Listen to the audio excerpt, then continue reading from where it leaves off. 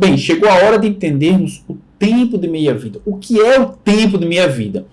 O tempo de meia-vida é o tempo requerido para que metade da quantidade do fármaco seja eliminada do organismo. Ou seja, quando o fármaco ele é absorvido, ele é biotransformado e ele é eliminado do organismo, esse tempo vai ser um tempo característico de cada fármaco, vai ser um tempo específico de cada fármaco. Quando metade daquela concentração inicial administrada ela foi completamente eliminada, nós chamamos esse tempo de meia-vida. E qual a importância de sabermos o tempo de meia-vida? Então, nós vimos nos gráficos anteriores que após doses repetidas daquele fármaco, aquele fármaco vai atingir uma concentração máxima, um estado estável, e aquele estado estável ele tem que ficar entre a concentração efetiva mínima e a concentração tóxica mínima.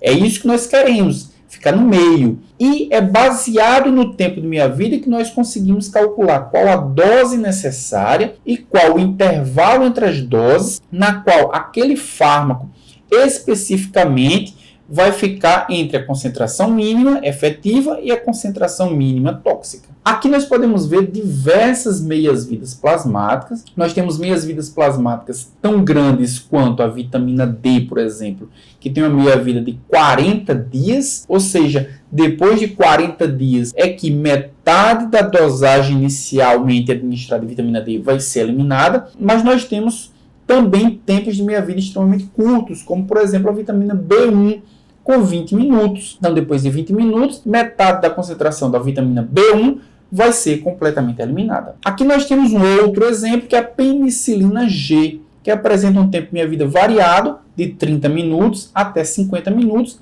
E aí nós podemos fazer uma perguntinha sobre a penicilina. Se essa penicilina ela for administrada uma única vez, em quanto tempo essa dose seria completamente eliminada? Então, como nós sabemos, o tempo de meia-vida é o tempo necessário para metade da dosagem ser eliminada. Mas em quanto tempo nós podemos garantir que essa concentração, que essa dose foi completamente eliminada? Nós podemos ver aqui nessa tabela que após um tempo de meia-vida, 50% da dosagem inicial ela foi eliminada.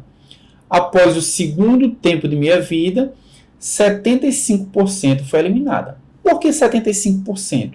Porque 50% foi eliminada na primeira meia-vida.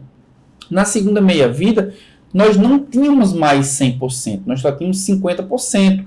Então, significa que 50% de 50% é 25%. Por isso que nós temos, depois da segunda meia-vida, 75% da dose inicial eliminada. Depois do terceiro tempo de meia-vida, nós temos 88% da dosagem eliminada. Depois de 4 tempos de meia-vida, 94%. Seguimos 97%, 98% e 99%. Depois de 7 tempos de meia-vida. Significa dizer que toda e qualquer droga vai ser completamente eliminada depois de 7 tempos de meias-vidas. E o tempo de meia-vida é algo que é específico, que é exclusivo daquela droga, certo? Então, para olharmos para a penicilina, nós temos aqui o dado, para a penicilina, nós temos que o tempo de meia-vida vai ser, que o tempo de eliminação vai ser de 210 a 350 minutos para ser completamente eliminada. E o tempo de meia-vida depende de quê? Quais são os parâmetros que influenciam no tempo de meia-vida? Para analisarmos os parâmetros, vamos olhar inicialmente essa tabela. Nessa tabela nós temos a etorsuximida, o tempo de meia-vida da etorsuximida é 48 horas. O seu clearance é de 0,7 litros por hora. Ou seja, esse fármaco, a etorsuximida, ele a cada hora é eliminado 0,7 litros do fármaco. E o seu volume de distribuição é de 49 litros.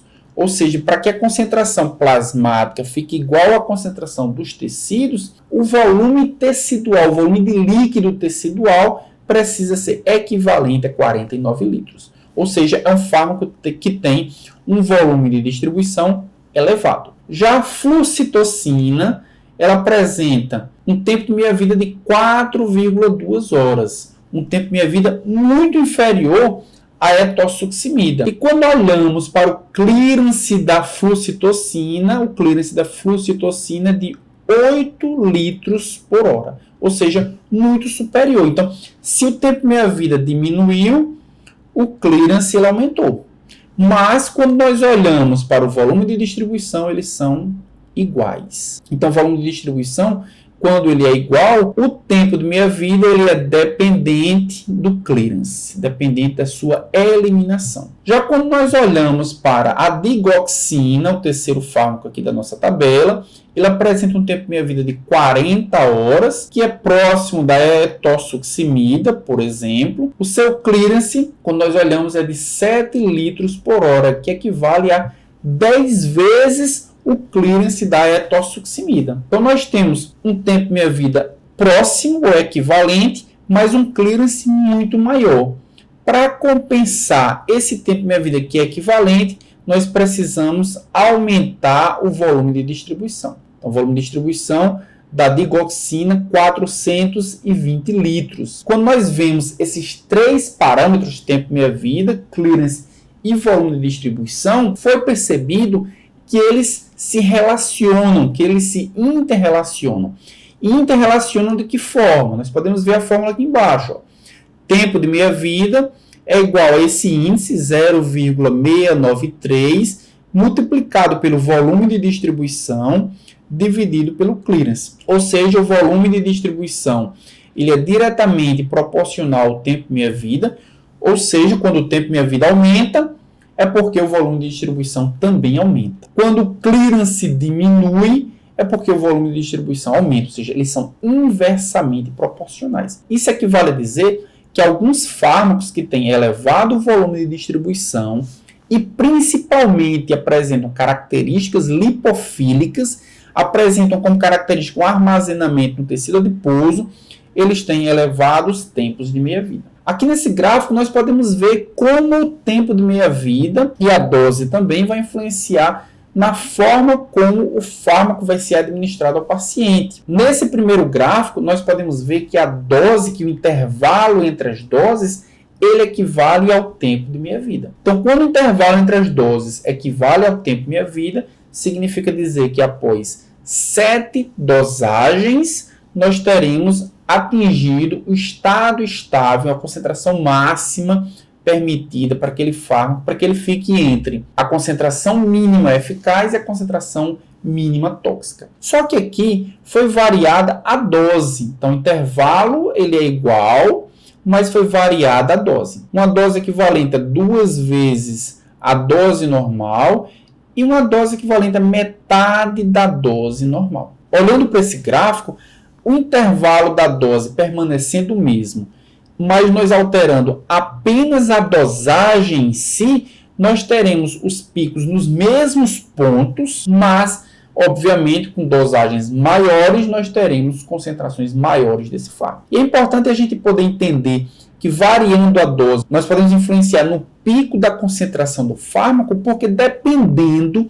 se o paciente apresenta problemas renais ou problemas hepáticos, esse ajuste pode ser exclusivamente na dose administrada. No gráfico de baixo, nós podemos ver que todos os fármacos apresentaram a mesma dose. Entretanto, o que foi variado foi o intervalo entre as doses.